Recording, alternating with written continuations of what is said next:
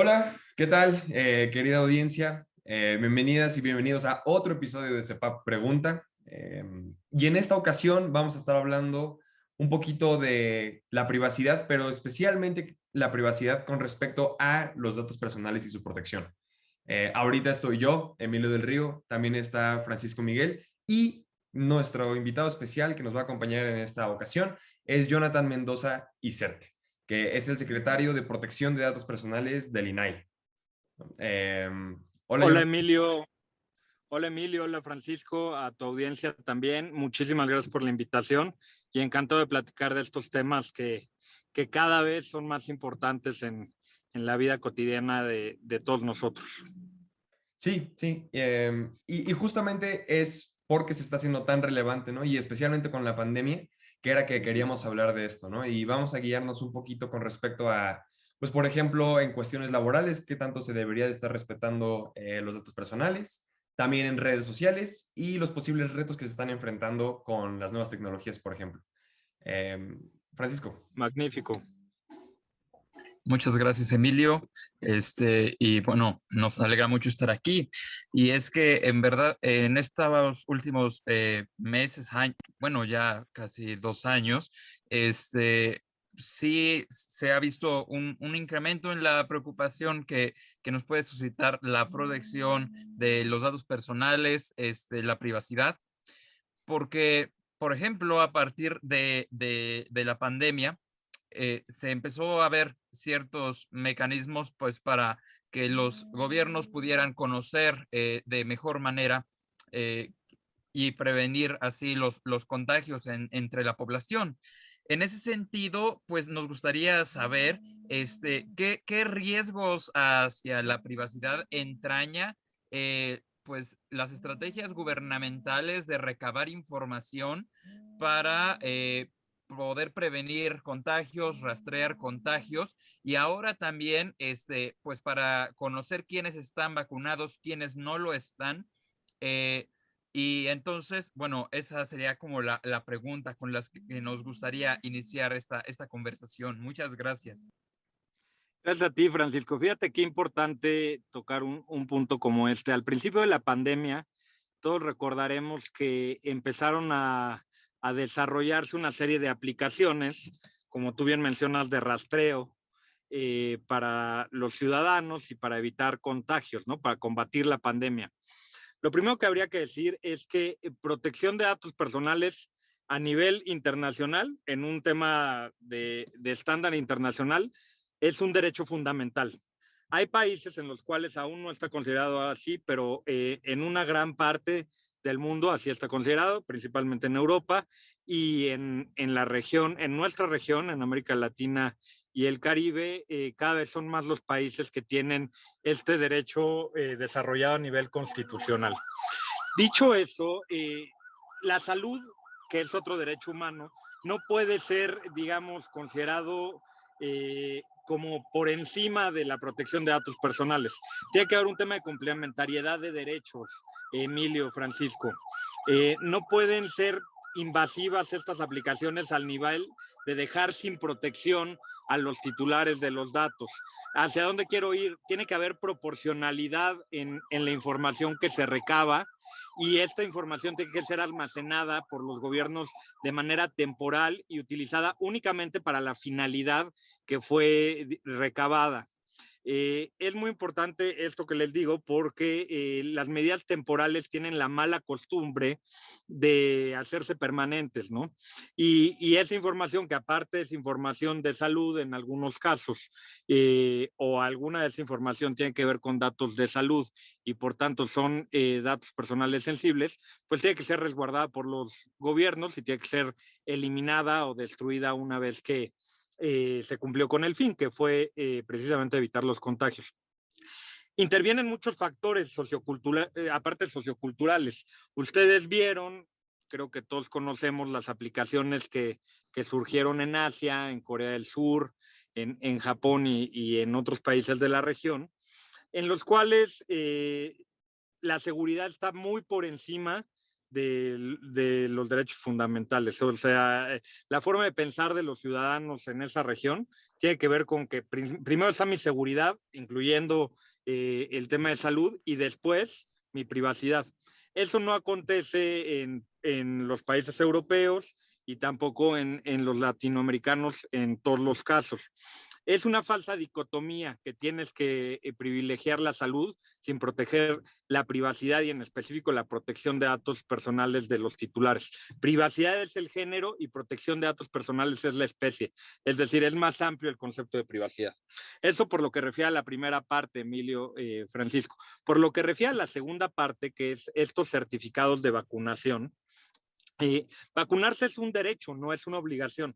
En consecuencia, aunque lo sea, digamos, éticamente, o podríamos entrar a ese nivel de razonamiento en un tema ético o incluso moral, si quieran ir más allá, en un tema más de democracia es un derecho y no una obligación. En consecuencia, tú no puedes obligar a un empleado a que te proporcione su certificado de vacunación para que desarrolle sus actividades cotidianas.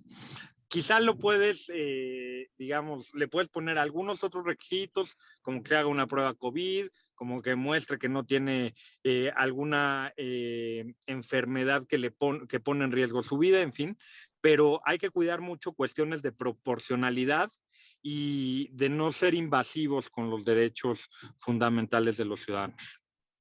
Ok. Oh, y Jonathan, antes de continuar, creo que nos faltó una parte importantísima de hablar, que es que, Sí. o sea, no sé si tú nos podrías platicar un poquito qué significa estar en el puesto en el que tú estás, ¿no? Y en México puntualmente, qué significan los datos personales y su protección, ¿no? Sí, por supuesto. Creo que así debíamos de empezar la conversación. En México, la protección de datos personales es un derecho fundamental desde hace más de una década, perdón, por una reforma constitucional al artículo 6 de 2011. Eso significa que se crearon órganos, instituciones para garantizar este derecho fundamental, entre ellos el INAI, porque dicho sea de paso, hay 32 órganos garantes estatales que también tutelan la protección de datos de los ciudadanos mexicanos. Y esa es la importancia, o sea, garantizar derechos humanos, derechos fundamentales. Les comentaba yo que no en todo el mundo es igual. Hay lugares en los cuales la privacidad de los titulares pues no ha sido considerada una prioridad o no ha tenido el nivel de un derecho humano, un derecho fundamental. Por ejemplo, Estados Unidos. En Estados Unidos el tema de privacidad es considerado como un tema como una vertiente del derecho de los consumidores. De hecho, la autoridad que impone multas por indebidos o por invasiones a la privacidad es la FTC, que es una autoridad de consumo. Lo mismo sucede en otros países como Colombia, y en fin, hay algunos otros que no lo consideran un derecho fundamental. En nuestro país es un derecho en construcción, eso es lo que te podría decir. Falta mucho por socializar el derecho, por generar una cultura de protección de datos personales en nuestro país, para saber cuál es el valor y las implicaciones de un indebido tratamiento de los mismos. Ok, y justo hablando de esto de socializar la privacidad, ¿no? Y que sea, y los derechos y darnos cuenta de, pues que tenemos un derecho a la privacidad, está surgiendo y por eso también es muy importante con la pandemia, ¿no?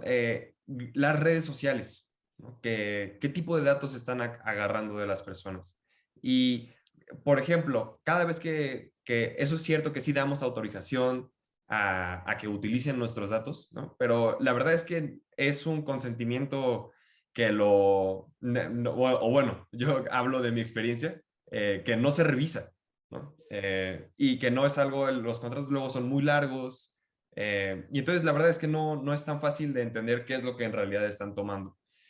Y entonces, en este segundo aspecto, en este segundo eje que queríamos tratar, que era la privacidad de los datos personales y en las redes sociales particularmente, la pregunta puntual es que si estos contratos que se están firmando son realmente conscientes. O sea, si hay en realidad un permiso de las personas en dar la cantidad de datos que se dan, y otra pregunta también que podría ser que si son muchos datos los que están tomando las redes sociales o no. Sí, es buenísima la pregunta porque la transformación digital es irreversible, Emilio, Francisco. Y la pandemia la ha hecho más, ¿cómo te lo puedo decir? Ha hecho más notoria esta situación. Todos desarrollamos gran parte de nuestra vida en el entorno digital y con motivo de la pandemia, pues más. Quizá antes lo hacíamos por un tema de tener algunos hobbies o por entretenimiento o en algunos casos para cuestiones profesionales, en algunos otros casos para cuestiones laborales, pero era la excepción, no la regla general. Con motivo de la pandemia, toda nuestra vida se empezó a desarrollar en el entorno digital. Y eso, dicho sea de paso, también hizo más grande la brecha digital, porque no todo mundo tiene acceso a la posibilidad de desarrollar su vida profesional, laboral, académica, personal, a través de este tipo de tecnologías. Las redes sociales tienen políticas de privacidad que son muy extensas. Y en general, yo te puedo decir que la mayoría de la población no leen las políticas de privacidad. Las políticas de privacidad son muy, muy extensas y recaban una gran cantidad de datos personales. Lo que de facto sucede, y no me van a dejar mentir, es que cuando llega un apartado, un recuadro en el cual solicitan autorización o señalan, he leído la política de privacidad y estoy de acuerdo, en automático le damos clic para palomear y para continuar con el proceso, porque lo que queremos hacer es utilizar el servicio digital o la plataforma o la red social y no le damos mucha importancia o valor a lo que están recabando de información nuestra a través de estos medios. Mucha la recaban ellos y mucha se los terminamos compartiendo nosotros, Francisco. El tema de datos personales parte del principio de autodeterminación informativa, es decir, tú controlas la información que compartes con los demás. Ese es el deber ser. En redes sociales, te podría decir que dependiendo del perfil de la red, pero en general lo que hacemos es compartir toda nuestra vida, incluyendo incluso la de nuestros familiares, nuestros hijos, cuando estamos de viaje, cuando estamos contentos, tristes, decepcionados, desilusionados, nuestros estados de ánimo, nuestra situación económica en algunos otros casos. Y esto lo que genera es una cuestión que potencializada con tecnologías que son disruptivas como inteligencia artificial o big data, pues es un perfil, digamos, exacto de cuáles son tus gustos, tus preferencias, tu situación integralmente, incluso tu situación emocional. ¿Y esto para qué sirve? Para que conductualmente te ofrezcan marketing, sepan qué producto quieres comprar, te sigan digitalmente a través de las cookies. Y entonces, por eso cuando estamos en una página comprando ropa y luego entramos a la red social, pues nos salen pop-ups o sugerencias de compra de lo que acabamos de ver, porque dejamos una estela digital. Dejamos nuestra vida en la red y sin importarnos mucho cuáles pueden ser las consecuencias de que alguien con malas intenciones, como puede ser un ciberdelincuente, tenga esta información. Sí, y quisiera hacer una pregunta. Es que yo vi un documental que para la audiencia, si no lo han visto, a mí me gustó mucho, que se llama El dilema de las redes sociales, que está en Netflix. A mí se me hizo muy interesante. Pero también uno de los temas que a mí me llamó mucho la atención en eso es que no se estaba controlando, o sea, no había una organización gubernamental, para ponerlo de alguna manera, que estuviera regulando efectivamente qué tipo de datos estaban obteniendo las empresas, ¿no? O bueno, sí, las empresas que manejan las redes sociales, ¿no?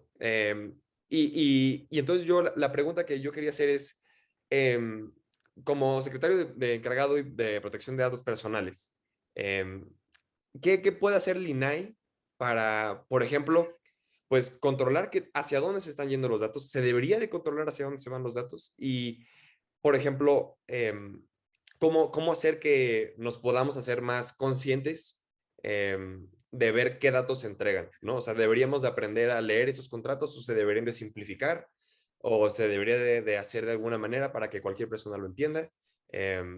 Entonces, sí, esas son las cuestiones que traigo. El documental que tú comentas es sumamente interesante para cualquier persona, o sea, no para un experto en materia de datos personales, porque es la experiencia que tuvieron personas que trabajaron en estas grandes empresas de tecnología que son globales y cómo empezaron a tener dilemas éticos con respecto al manejo de la información de los usuarios. Hay dos cosas que son súper relevantes para la intervención de las autoridades a nivel global, porque cuando hablamos de protección de datos personales, hablamos de economía digital, hablamos de globalización y hablamos de cuestiones que no respetan fronteras físicas, ¿sí me explico?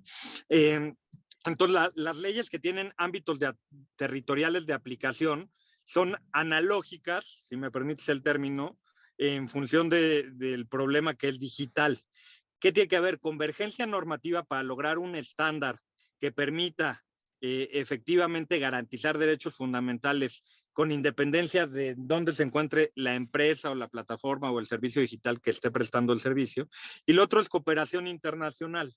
Esas dos cosas son claves para que la labor de las autoridades en materia de datos personales sean exitosas. Las autoridades en materia de datos personales no fueron creadas para multar o para sancionar, fueron creadas para prevenir, digamos, posibles invasiones a la protección de este derecho, a los principios deberes establecidos en las normas que hay, una de sector privado y otra de sector público. Y otra cosa que es súper importante es la ética digital, contar con marcos éticos digitales. Transparencia y explicabilidad. ¿Qué datos tuyos recaban y cómo los procesan, cómo los tratan? ¿Con qué objetivo? O sea, que tenga claridad el usuario de la decisión que está tomando. Y eso nos lleva al otro punto. Por supuesto que los contratos, me refiero a las políticas de privacidad, o como se conoce en México, al aviso de privacidad, pues no tienen que ser kilométricos, ni complicados, ni técnicos. Tienen que ser lo suficientemente claros y concretos para quien lo lea, para que quien lo lea tenga una idea de qué es lo que va a suceder con su información. Porque dejamos datos personales en todos lados, todos los días, no solo en entornos digitales, también en entornos físicos. Y estos datos se quedan en empresas, en instituciones, por periodos muy largos y pueden ser utilizados para cometer temas como defraudación, como suplantación de identidad, y algunos otros delitos físicos y digitales a través de mecanismos como la ingeniería social. Y la ingeniería social es un mecanismo o una herramienta que se puede utilizar mucho con redes sociales. Porque si tienes la red social de alguien, sin mencionar una en específico, puedes saber mucho de él, puedes saber mucho de esa persona. Okay. Francisco, no sé si tú tengas algo al respecto. O...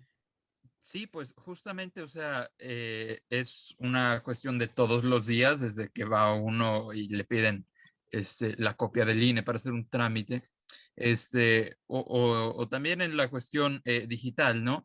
Y esta, pues, como nos estaba comentando, pues va cada vez creciendo, es algo que no va a desaparecer, no parece que tenga razón de desaparecer, sino simplemente de ir avanzando, ¿no? Y entonces, pues, está cada vez, pues, nuevas innovaciones, valga la redundancia, que van trayendo a la mesa, pues, dispositivos más complejos, programas de inteligencia artificial que, por ejemplo, traen la cuestión del reconocimiento facial, donde incluso alguien que a lo mejor no está en una red social, pero su foto está porque la subió su amigo en una foto que se tomaron juntos, pues bueno, se dan una serie de cosas que a lo mejor en ciertos países con regímenes más bien autoritarios, pues peligran más que en una democracia, pero a la larga no es como que eso sea del todo inocuo, ¿no?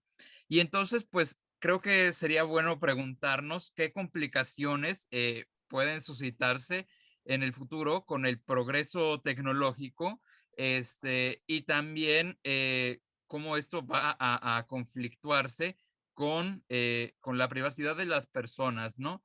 Y por otro lado, pues, ¿qué esfuerzos o qué programas se pueden hacer para que esto a la larga no sea un problema? Tampoco es que tengamos que volvernos luditas y estar en contra de todo esto, porque pues no es la idea, sino justamente que no solo por una parte de la población sea más consciente de cómo proteger sus datos y su privacidad, de saber qué compartir y qué no, sino también de facilitarlo, ¿no? Quizás si los términos y condiciones fueran mucho más claros, más amigables de leer, pues más personas podrían leerlos y saber a qué se están comprometiendo, pero por otro lado hay veces que incluso leyéndolos, pues la persona se ve en la obligación de aceptarlos porque si no, no puede acceder a un servicio que se ha vuelto en algún modo el ágora digital, ¿no? Entonces, ¿qué programas o qué planes se pueden hacer tanto desde pues, un organismo constitucional autónomo como el INAI, o desde organizaciones de la sociedad civil para armonizar estos posibles conflictos que se suscitan con los avances en materia tecnológica?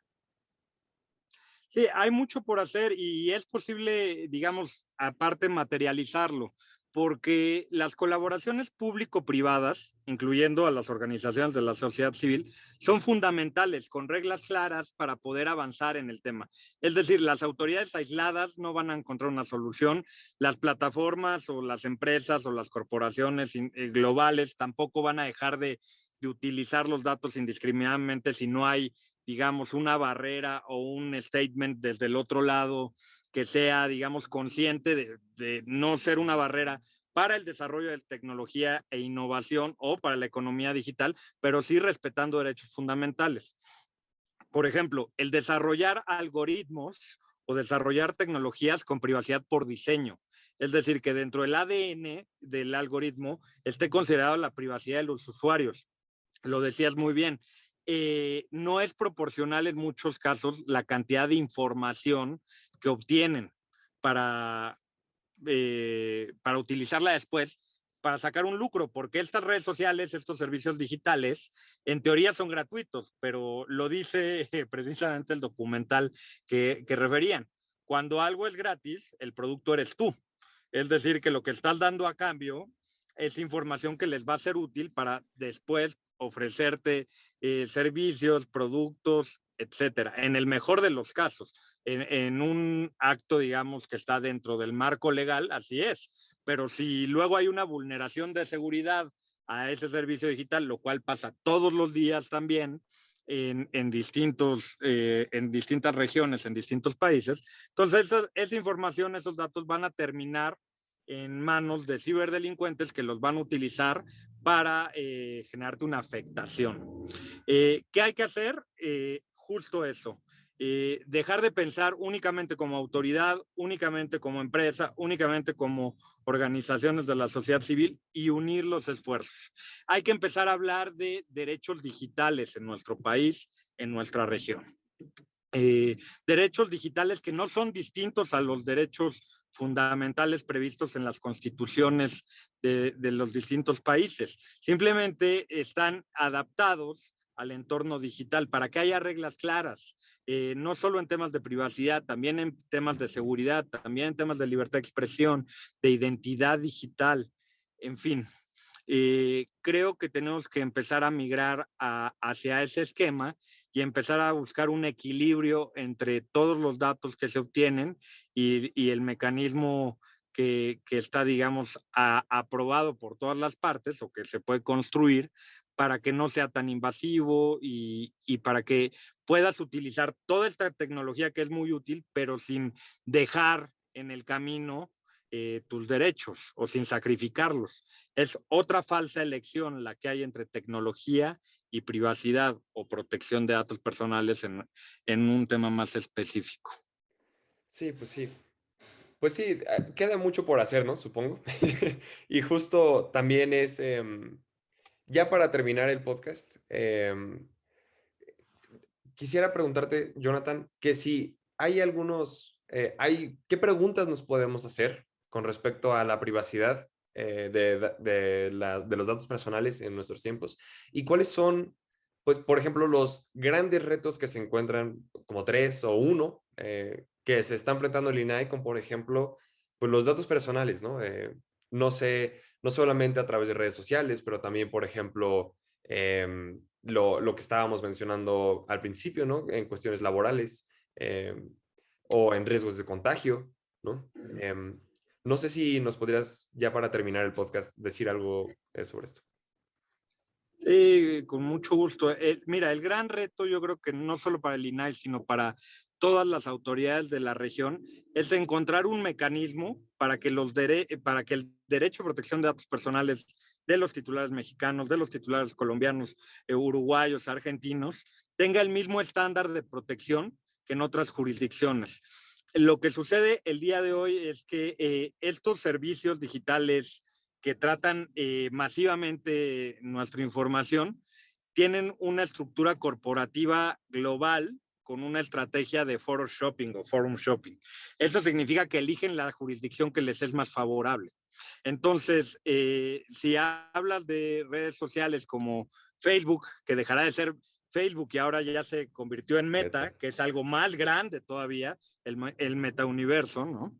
Y imagínate la masividad que hay en el tratamiento de información a través de todos estos servicios digitales que están o que integrarán Meta. Es una locura. Hay que lograr un estándar. No es no utilizar, no es dejar de utilizar la tecnología, es utilizarla conscientemente. Y para utilizarla conscientemente, el tema se tiene que abrir a las fronteras. O sea, no es posible que que el derecho a protección de datos personales de los europeos o de los brasileños o de los ingleses sea mejor que el de los mexicanos. No puede ser de esa manera. Hay avances en algunas regiones, yo les refería a la europea, por ejemplo, con GDPR, con el Reglamento General de Protección de Datos de la Unión Europea, que entró en vigor en 2018, en mayo de 2018, y ya tiene 3 años. Se volvió un paradigma o un estándar global, mejor dicho, porque protege los datos de los europeos con independencia de en dónde se encuentre la empresa que los esté tratando. Entonces, si es una empresa americana, por ejemplo, la que trata datos de europeos, tiene que cumplir con esa norma, y si no cumple con esa norma, la autoridad de que se trate, la francesa, la española, la alemana, puede multar a esta empresa por tratar indebidamente la información de un titular europeo. Regreso al tema y con eso cierro. La solución no está en multar en las empresas, la solución está en que las empresas tomen decisiones éticas al momento de manejar la información de los titulares y que los titulares estén conscientes de lo que implica compartir la información con X o Y empresa. Eso va a lograr que se construya una cultura en nuestra región en torno a este tema y que haya una menor posibilidad de riesgo de sufrir invasiones o transgresiones a nuestra privacidad, más específicamente a la protección de nuestros datos personales. Ok. Y no sé si tendrás una pregunta. ¿Considerarías que nos hace falta preguntarnos algo, además de los retos que nos estamos enfrentando? Una pregunta así con respecto a la privacidad de los datos personales. Yo creo que todos los días nos tenemos que preguntar, ¿para qué quieren nuestra información y cómo la van a utilizar? O sea, ¿por qué me están pidiendo esto? ¿Es demasiado o es lo que se requiere para que para poder comprar en esta página? ¿Es lo necesario o se están excediendo para poder utilizar este servicio digital, esta red social, este buscador? ¿Es mucho o no? ¿Qué parámetros de privacidad hay? Ahí donde dice privacidad, darle un clic y darnos unos minutos para ver, a ver, ¿cómo puedo modular el tema de cookies? ¿Cuáles acepto, cuáles no? ser más conscientes, Emilio y Francisco. Esa es la solución, esa es la pregunta que nos tenemos que hacer. ¿Cómo van a usar mis datos?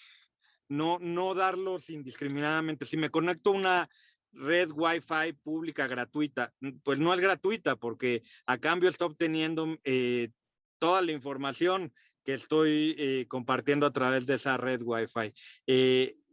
¿Dónde va a acabar? ¿Cuánto tiempo se va a quedar ahí? ¿Por qué necesitan saber qué páginas consulté? En fin, eso. Conciencia al momento de tomar una decisión. Y en eso, todos los demás tenemos que ayudar para poder lograr ese objetivo. Es decir, que cualquier persona cuando va a compartir su información se haga esta pregunta. No solo las autoridades, no solo las organizaciones de la sociedad civil, no solo las empresas, todos en conjunto en esquemas colaborativos con reglas definidas.